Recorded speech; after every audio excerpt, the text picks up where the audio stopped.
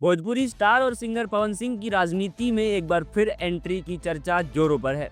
जी हां, खबर है कि पवन सिंह की बीजेपी में घर वापसी लगभग तय हो चुकी है। सूत्रों के मुताबिक उनकी आरा से चुनाव लड़ने की तैयारी चल रही है, लेकिन इससे पहले उन्होंने अपने पुराने विरोधी और एनडीए के नेता उपेंद्र कुशवाहा से मुलाकात कर गिले शिकवे मिटा दिए हैं। 30 नवंबर को पवन सिंह दिल्ली स्थित उपेंद्र कुशवाहा के आवास पहुंचे, जहां उन्होंने न सिर्फ उनसे गले मिलकर रिश्तों को सुधारा, बल्कि उनके पैर छूकर आशीर्वाद भी लिया। इस मुलाकात के दौरान बिहार बीजेपी प्रभारी विनोद तावड़े और राष्ट्रीय सचिव ऋतुराज सिन्हा भी मौजूद रहे। मीटिंग के बाद बीजेपी नेताओं ने साफ कर दिया कि पवन सिंह अब पार्टी कार्यकर्ता के तौर पर एनडीए को मजबूत करेंगे। अब सवाल यह उठता है कि पवन सिंह की राजनीति में एंट्री क्यों अहम है।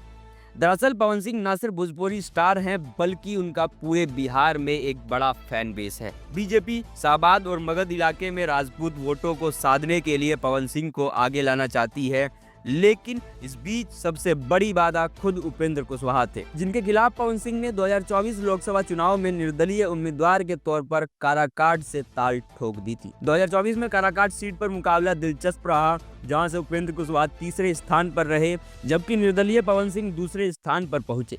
इस सीट पर जीत मिली भाकपा माले प्रत्याशी राजा राम सिंह को। राजनीतिक विश्लेषकों के मुताबिक पवन सिंह के चुनाव लड़ने से एनडीए को भारी नुकसान उठाना पड़ा और आरा, बक्सर, सासाराम, काराकाट और औरंगाबाद जैसी कई सीटें हाथ से निकल गई।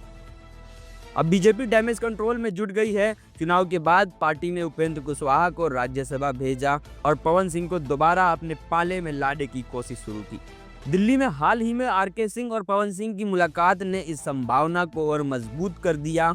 माना जा रहा है कि आरा विधानसभा सीट से पवन सिंह को टिकट मिल सकती है। आरा विधानसभा सीट से अभी बीजेपी विधायक अमेंद्र प्रताप सिंह है, जो 5वीं बार चुने गए और पूर्व कृषि मंत्री भी रहे, लेकिन उम्र के इस पड़ाव पर वो अपने बेटे के लिए टिकट चाहते हैं। वहीं आरा से सांसद रह चुके आरके सिंह इसका विरोध कर रहे हैं। ऐसे में पवन सिंह को पार्टी नया चेहरा बनाकर चुनाव के मैदान में उतार सकती है। वैसे ये पहली बार नहीं है जब पवन सिंह का नाम बीजेपी की राजनीति से जुड़ा हो। 2024 में उन्हें पश्चिम बंगाल के आसनसोल से टिकट मिला था, लेकिन उनके कुछ गानों को लेकर विवाद बढ़ा तो उन्होंने टिकट वापस कर दिया।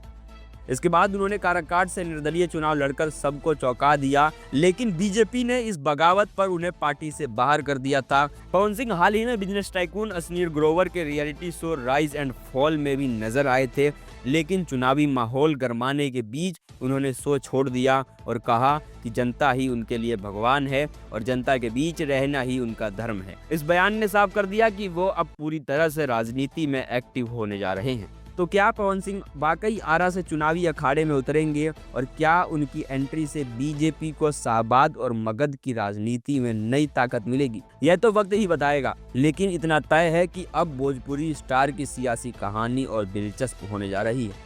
फिलहाल के लिए इतना ही। देखते रहिए सियासत लाइव। धन्यवाद।